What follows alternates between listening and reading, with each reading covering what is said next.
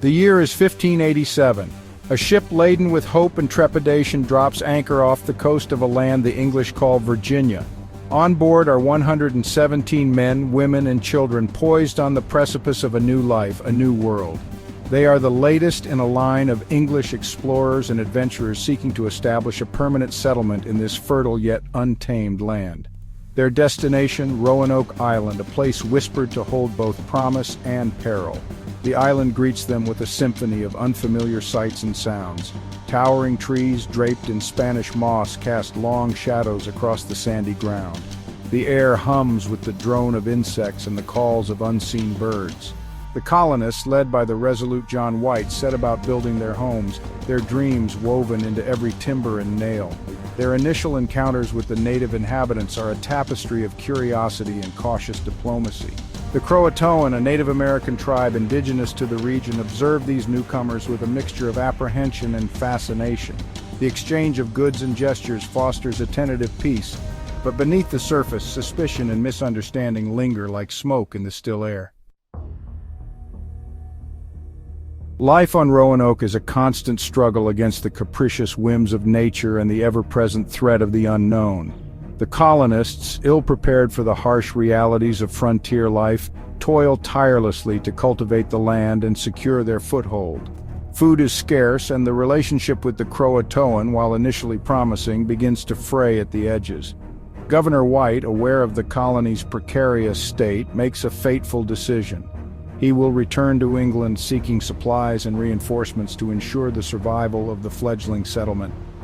Leaving behind his daughter Eleanor and his newborn granddaughter Virginia Dare, the first English child born in this new world, White embarks on a perilous journey across the Atlantic. Little does he know that fate, in the form of a brewing war with Spain, will conspire to keep him from Roanoke's shores for far longer than he could ever have imagined.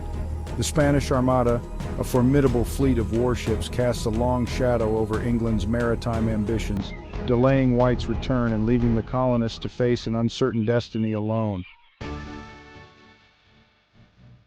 Months bleed into years as John White paces the decks of English ships, his gaze fixed on the distant horizon, his heart heavy with worry. The Spanish Armada, while ultimately defeated, has thrown England's naval operations into disarray, making a return to Roanoke a distant and dangerous proposition. With each passing season, the memory of Roanoke Island, of his daughter and granddaughter, sharpens like a thorn in White's soul. Finally, after what feels like an eternity, the opportunity to sail west presents itself. In 1590, 3 long years after his departure, White sets foot on Roanoke's sandy shores once more. But the island that greets him is not the one he left behind. Gone are the sounds of laughter and industry that once filled the air. An eerie silence hangs over the deserted settlement, broken only by the mournful cry of gulls and the whisper of the wind through the trees. The once bustling heart of the colony is now a ghost town, its buildings abandoned, its inhabitants vanished. The Island of Shadows. A chilling emptiness pervades the abandoned colony.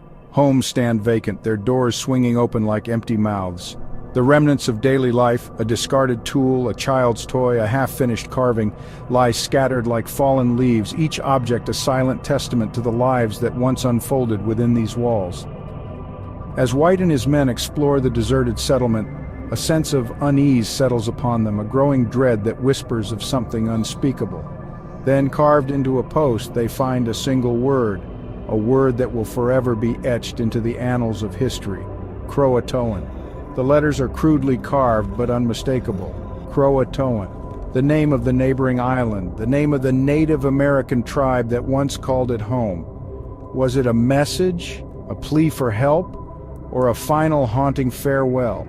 The answer, like the fate of the lost colonists, remains shrouded in mystery. Whispers in the wind. Over the centuries, the mystery of Roanoke has captivated imaginations and fueled countless theories. Did the colonists, faced with dwindling supplies and mounting dangers, seek refuge with the CROATOAN, assimilating into their tribe? Were they victims of disease, their numbers decimated by an invisible foe? Or did a Spanish expedition, ever vigilant against English encroachment, lay waste to the settlement, wiping out all trace of its existence? The answers, elusive and contradictory, remain lost to time. The only certainty is the enduring power of the unknown. The legend of Roanoke, passed down through generations, stands as a stark reminder of the fragility of life, the capricious nature of fate, and the enduring mystery of America's lost colony.